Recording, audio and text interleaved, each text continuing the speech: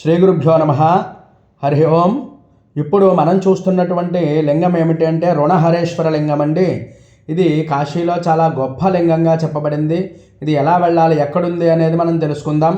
కాలభైరవుడికి ఆపోజిట్లో మనకి మహామృత్యుంజయ టెంపుల్కి వెళ్ళేటువంటి దారిలోనే ఉంటుందండి. రుణహరేశ్వర లింగం అని కనిపిస్తూ ఉంటుంది. చాలా గొప్ప లింగం. దీనికోసం ఏమిటి అనేది ఇప్పుడు మనం తెలుసుకుందాం. ప్రాచీన కాలంలో ఒక బ్రాహ్మణుడు ఎంతో ధార్మికుడు, కానీ తన కుటుంబ పోషణ కోసం చాలా అప్పులు చేసి ఆర్థికంగా చాలా కష్టాల్లో పడి చివరికి కాశీ వెళ్ళి భగవంతుడిని, శివుణ్ణి ఆశ్రయించాడు. ఆయన నిత్యం మణికర్ణికా ఘాటు దగ్గర శివధ్యానం చేస్తూ భగవంతుడిని వేడుకున్నాడు. ఓ దేవా, నా జీవితంలో రుణబంధనాలను తొలగించి నీ యొక్క కరుణ నాపై ప్రసరించుగాక అని చెప్పి ప్రార్థన చేస్తే ఆయనకి భక్తికి మెచ్చి ఈ మహాశివుడే స్వయంగా ఈ రూపంలో ప్రకటితమయ్యాడు. రుణహరేశ్వర అనేటువంటి నామధేయంతో ఆ బ్రాహ్మణుడికి దర్శనమిచ్చాడు. అంతేకాకుండా ఈ లింగాన్ని భక్తితో ఆరాధన ఎవరైతే చేస్తారో వారికి సర్వ రుణాలు కూడా తొలగిపోతాయి అని చెప్పి మరి వరాన్ని కూడా ఇచ్చాడండి ఈశ్వరుడు. అటువంటి గొప్ప లింగమే మనం ఈరోజు చూస్తున్నటువంటి ఈ రుణహరేశ్వర లింగం. కాశీలో కార్తీక మాసంలో భాగంగా ఈరోజు 8వ రోజున పురస్కరించుని మరి ఈ లింగానికైతే మనం ఏకాదశి రుద్రం కూడా చేయడం జరిగింది. దీనికి చాలా అద్భుతమైనటువంటివి కూడా ఉన్నాయండి మనకి ఆధారాలు.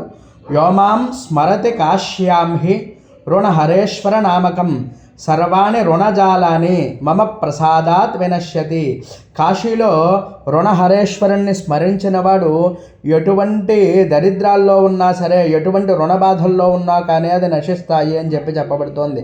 అని సాక్షాత్ ఎవరో చెప్పలేదు, సాక్షాత్తు ఈశ్వరుడే చెప్పినట్టుగా మనకి ఈ యొక్క ఆధారాన్ని మనం చూసుకోవచ్చు. అంతేకాకుండానండి, రుణం అంటే ఏమిటి, ఒక అప్పులనే కాదండి, ధన సంబంధమైనటువంటివి కాదండి. అలా మనకి గురు రుణం, దేవ రుణం, పితృ రుణం ఇవన్నీ కూడా మన జీవితంలో ఉన్నంతకాలం కూడా మనల్ని బంధింపజేస్తాయి. ఈ యొక్క ఆత్మ విముక్తిని మరి ఈ కర్మల్ని కూడా చెరిపేసి అద్భుతమైనటువంటి ఆర్థిక స్థిరత్వం, వ్యాపారాభివృద్ధి, మనోశాంతి, కర్మ విముక్తి, అలాగే శివ సాయుధ్యం కూడా పొందుతారు ఈ యొక్క లింగాన్ని దర్శనం చేసుకుంటే అని చెప్పబడుతోంది. అటువంటి గొప్ప లింగం మనకి కాశీక్షేత్రంలో ఇటువంటివి అనేకమైనటువంటి లింగాలు ఉన్నాయండి. మరి ఈ రోజైతే మనకి కార్తవీర్యార్జునుడి యొక్క జయంతి కారణంగా నష్టద్రవ్య నష్టరాజ్య ప్రాప్తి కోసం ఈ లింగానికైతే మనం చక్కగా చేసాం. అంతేకాకుండా ఇక్కడ గొప్పతనం ఏమిటి అంటే అండి, కందిపప్పుతో ఇక్కడ అభిషేకం చేయొచ్చండి. అందువల్లే మేము కూడా ఈ యొక్క కల్వా అంటే కందులు, దాంతో చేసాం. అందరూ దర్శించి ధరించగలరు. హరి ఓం తత్సత్.